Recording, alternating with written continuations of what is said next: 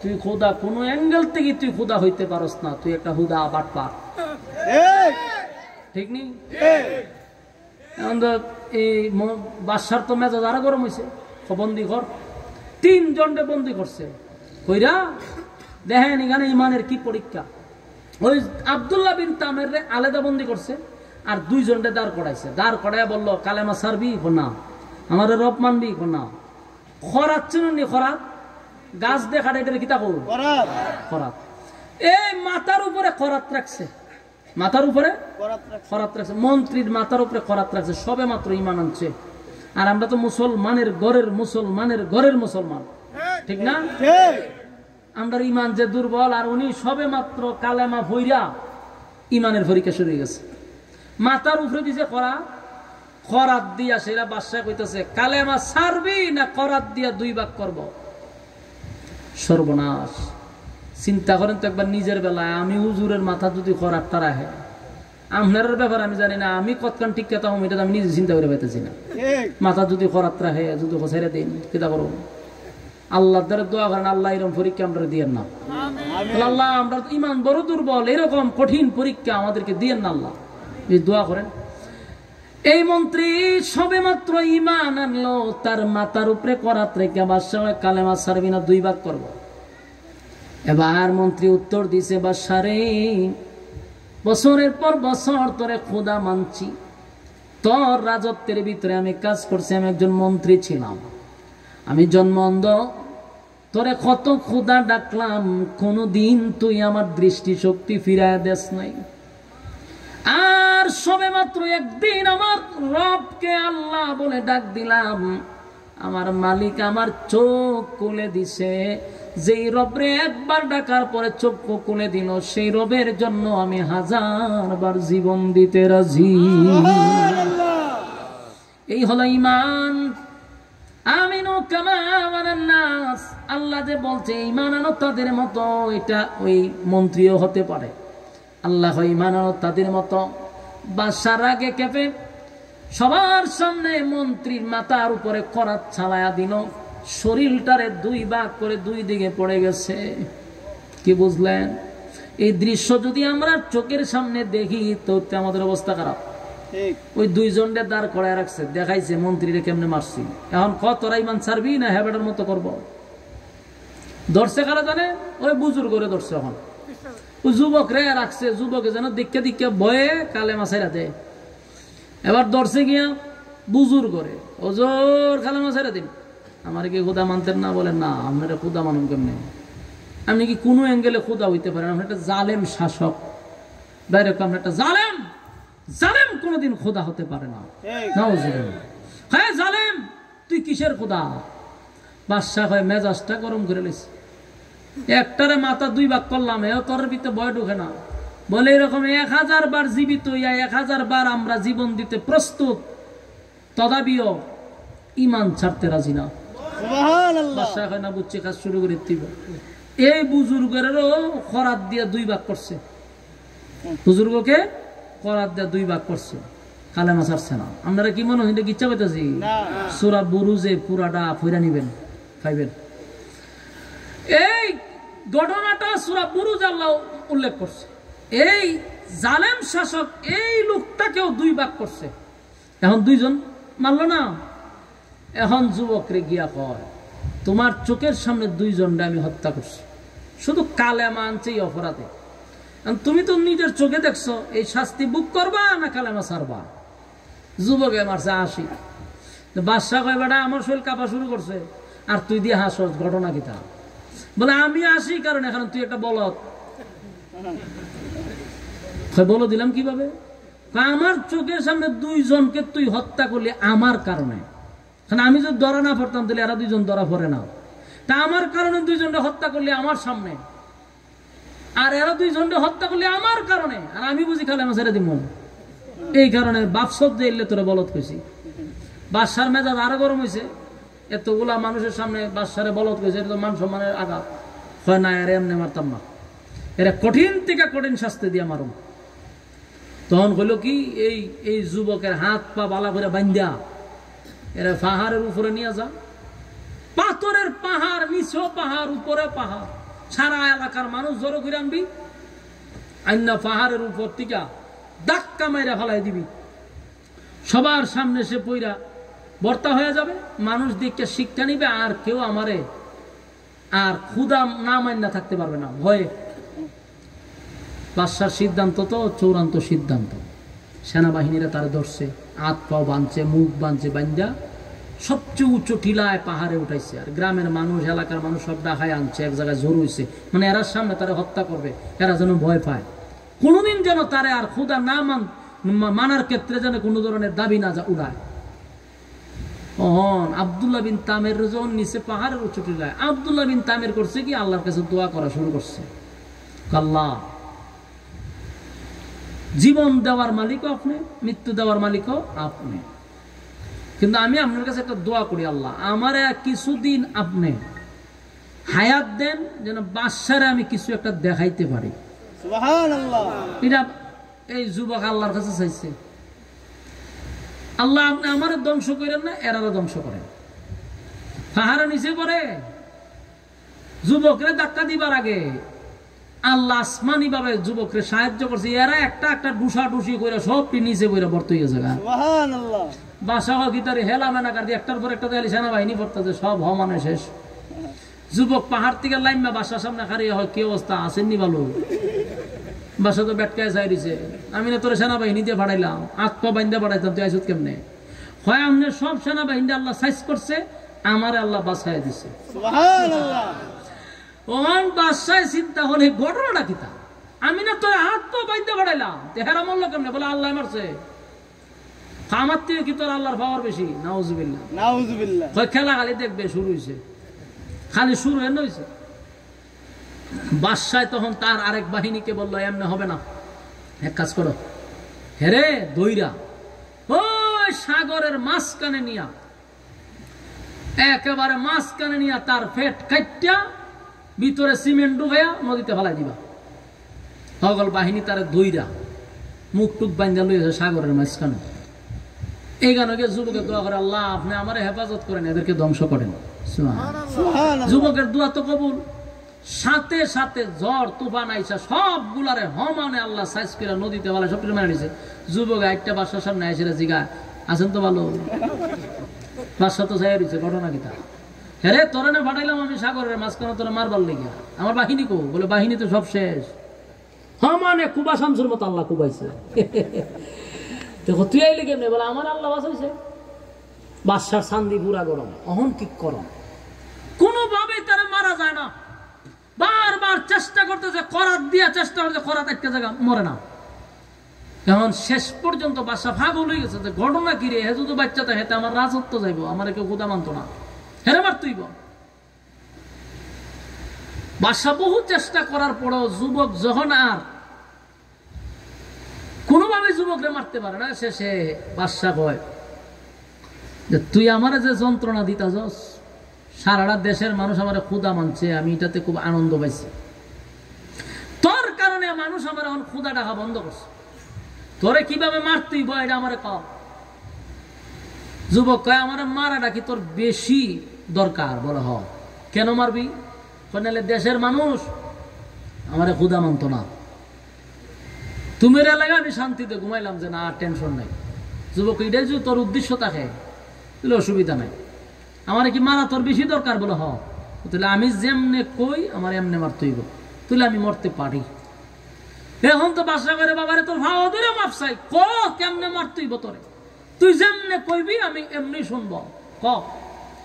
হয় আমারে মারতে গেলে দেশের কোন জনগণ ঘরে থাকতে পারবে না, সারা দেশের সব জনগণে একটা জায়গায় দাঁড় করাইতে হইব। দাঁড় করাইলাম, তারপরে আমার একটা স্টেজ, এরকম স্টেজ কইরা স্টেজের উপরে আমারে দাঁড় করাইবা যেন সবাই আমারে দেখে। তারপরে তুমি আমাকে তোমার বাহিনী দিয়ে একটা তীর মারবা আমার বুকের মধ্যে, তবে তীর মারার আগে বলতে হবে বিসমিল্লাহি আল্লাহু আকবার বইলা আমারে তীর মারতে হবে। সুবহানাল্লাহ। যদি তুমি তীর মারো আল্লাহর নাম নিয়ে, আমার রবের নাম নিয়ে যদি তীর মারো, তাহলে আমি মারা যাব। তবে এর শর্ত আছে, এই আল্লাহর নামটা যে আমি বলছি এটা যেন উপস্থিত সবার কানে কানে পৌঁছে যায়। আমার মেরে নাও বাদশাহ মনে করছে মরে গেল তো ঝামেলা শেষ।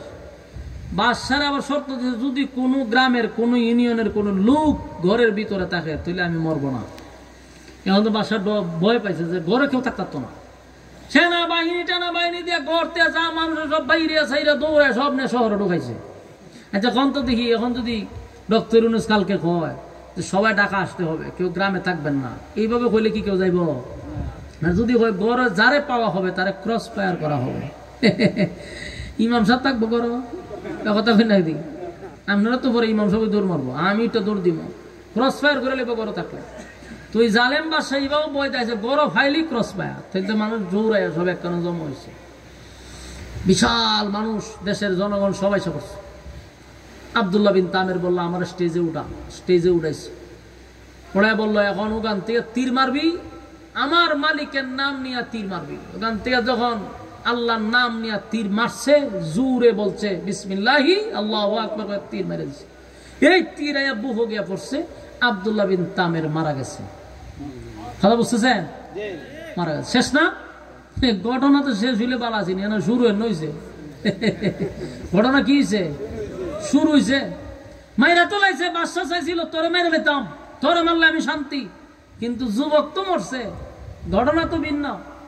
দেশের সমস্ত মানুষ শুনছে রবের নাম, শূন্য হয় এতদিন ধরে বাদশায় কত নিউজ টিউজ হইতেছে, বাদশায় এরে মারতেই পারে না, কত চেষ্টা করলো তারে মারার জন্য, করাত দিয়া দয়ে করাত আটকে যায়, পাহাড় দিয়ে ভালাইলে তার বাহিনী মরে যায়, কিন্তু যুবক মরে না।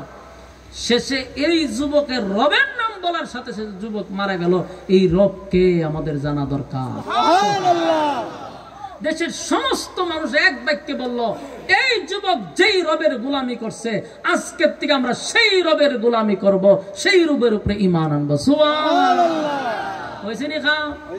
আগে তো কালেমা পড়ছেন একজনে, একজনে মাইরাতে দেশের সব মানুষ করে নিয়েছে কালেমা। সুবহানাল্লাহ বাড়ি গিয়া কথা বুঝতেছেন? তিনজন লোক কালেমা পড়ার কারণে বাদশার রাতের ঘুম হারাম হয়েছে। এই তিনজনে মারার জন্য সে অস্থির হয়ে গেছে। তিনজনে মারলি, এখন যে পুরো দেশের সব জনগণ কালেমা পড়ে লিছে, বাদশার অবস্থা কি হইব? বাদশা এখন কি করব?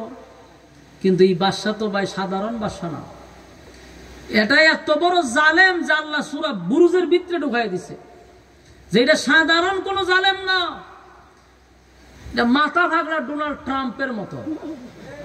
ট্রাম্প যেমন আধা ভাগ, এই সূরায় যেমন সারাটা পৃথিবীতে আগুন লাগাই রাখছে।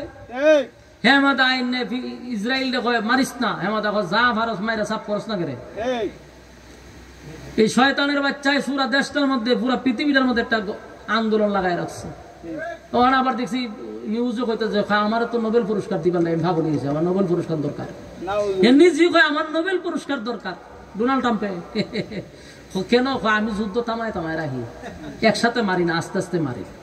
এমন উচিত আমার একটা নোবেল পুরস্কার দেওয়ার। কি পরিমাণ আধা ভাগ হলে আমেরিকার চিন্তা করে। তো ওই জালেম সাধারণ জালেম না, তো দেশের জনগণ সব কালেমা ফিরে যখন তো তোর উচিত তুই চোপ থাকতে, এখন জনগণ তো তোর উপর লেগেছে গা, কিন্তু এখন না, সবাই কালেমা পড়ছে বলে ও সব মানলাম, যখন সেটা কি সুস্থ না অসুস্থ, কি পরিমাণ জালেম। এই বাদশা করলো কি হয়, যেহেতু সবাই কালেমা পড়ছে সব মেরলাম, আমার যে খুদা মানবো না, এত দেশের যদি জনগণ সব মেরলাম মন্ত্রী স্যার সবই যদি মেরলাম তা আপনি রাজত্ব চালাইবেন কারে দিয়া? রাজত্ব লাগতো না, কিন্তু আমার খুদা মানতে হইব। আধা ভাগ সে করলো কি, সবগুলা যতগুলা এর বাহিনী আছে সব বাহিনীর এক জায়গায় করছে, কইরা এ করলো কি, তার বাহিনী এক জায়গায় কইরা হইলে গর্ত খনন কর, বিশাল এক গর্ত খনন করছে। গর্ত বুঝছেন, পুকুরের মতো মনে করে নিচে একটা গর্ত করছে, বিশাল এরিয়া নিয়ে এত বড় গর্ত করছে। গর্ত করার পরে এখন করলো কি, এই গর্তের মধ্যে হে করছে কি আপনার যে লাকড়ি টাকড়ি দিয়া আগুন ধরাই দিছে, দাও দাও করে এমন ভাবে আগুন জ্বলতে লাগলো। এই আগুন যখন দাও দাও করে জ্বলতে শুরু করলো, তখন এই কি কয় জালেম শাসক সমস্ত সেনাবাহিনীকে বলল, তোমরা একটা কাজ করো, দেশের সব জনগণকে এই আগুনের মধ্যে ফেলাই দাও। আপনারা নাউজুবিল্লাহ চিনি, চিন্তা করেন, সবে মাত্র ঈমান আনছে। এরা কি কোন নবী দেখছে নাকি এরা কেউ দাওয়াত দিছে? কালেমার দাওয়াতও দেয় নাই, শুধু রবের আওয়াজ শুনে ঈমান আনছে। সাথে সাথে তাদের উপরে আল্লাহ পরীক্ষা শুরু করে দিচ্ছে, সাথে সাথে পরীক্ষা শুরু, আর সাথে সাথেই তারা পরীক্ষায় পাস। সুবহানাল্লাহ।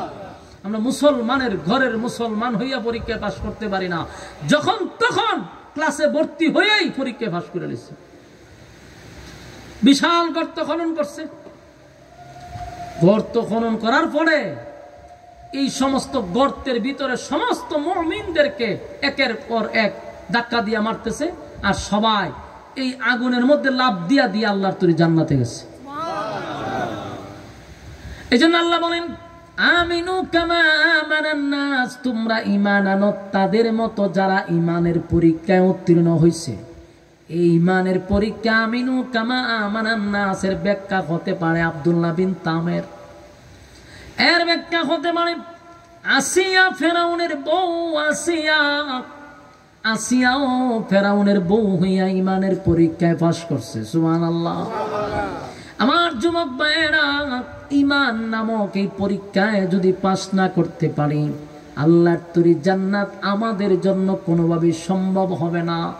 এই জন্য আল্লাহ দেখেন দুইটা শর্ত দিছে, ওয়ামিলুস সালিহাত, প্রথম হলো ইল্লাল্লাযীনা আমানু, এক নাম্বার হলো ঈমান, দুই নাম্বার হলো ওয়ামিলুস সালিহাত, নেক আমল।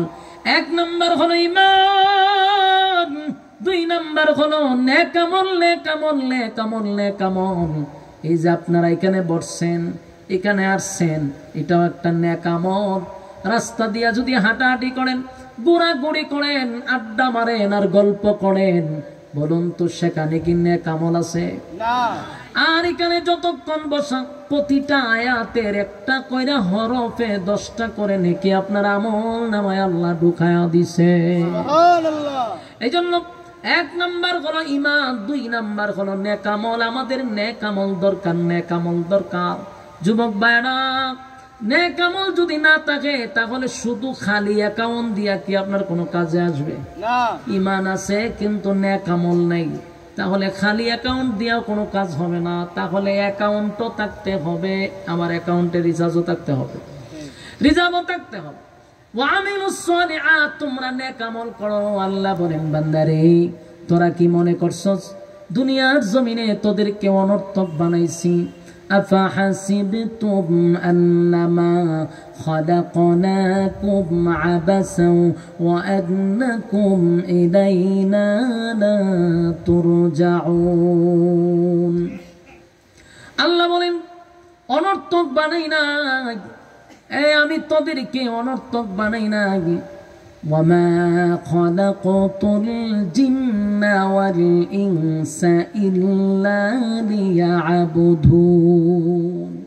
আল্লাহ রাব্বুল আলামিন বলেন, অনর্থক বানাই নাই, অকারণে বানাই নাই বান্দা, আমি বানাইছি। ওয়ামা খালাকতুল জিন্না ওয়াল ইনসা ইল্লা লিয়াবুদুন, মানব এবং দানব দুইটা জাতিরে আমি আল্লাহ বানাইছি শুধুমাত্র কেবলমাত্র আমি আল্লাহর গোলামির জন্য। বলুন কেন বানাইছি? কথা কয় না ভাই।